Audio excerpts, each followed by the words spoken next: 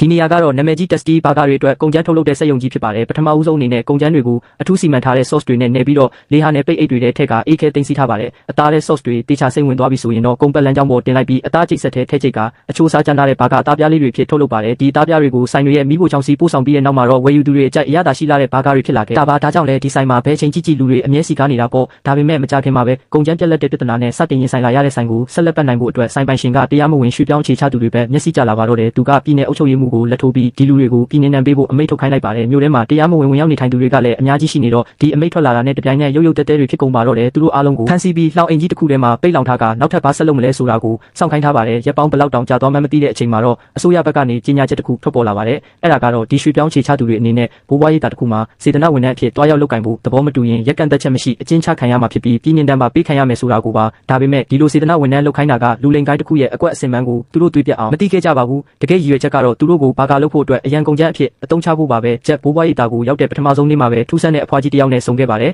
အဲ့ဒီဖွားကသူ့ကိုဒီနေရာကနေအခုချက်ချင်းထွက်သွားဖို့တတိပေးခဲ့ပါသေးတယ်ဒါပေမဲ့အသေးစိတ်ထပ်မပြောနိုင်ခင်မှာပဲရေးတာဝန်ထမ်းတွေကအဲ့ဒီအဖွားကိုစိတ်ငြိမ်စေးအတင်းထုတ်လိုက်ပြီးတော့ချက်ကိုဒီဖွားကစေကူတာမှုခံယူဖို့လိုအပ်နေလို့ဆိုပြီးအတင်းခေါ်သွားခဲ့ပါတယ်အခြေအနေတွေကိုနားမလည်ပဲဝေခွဲမရဖြစ်နေတဲ့ချက်ကတော့အဖြေတစ်ခုခုရမလားဆိုပြီးနောက်ရက်မှာအဲ့ဒီအဖွားကိုထပ်ရှာဖို့ပြန်လာခဲ့ပါတယ်ဒါပေမဲ့နောက်ဆုံးမှာအဲ့ဒီအဖွားနဲ့ထပ်တွေ့တဲ့အချိန်မှာတော့အဖွားကသူ့ကိုတုံလုံးချောက်ချစရာကောင်းတဲ့လှုပ်ဝက်ချက်တစ်ခုကိုပြောပြလိုက်ပါတော့တယ်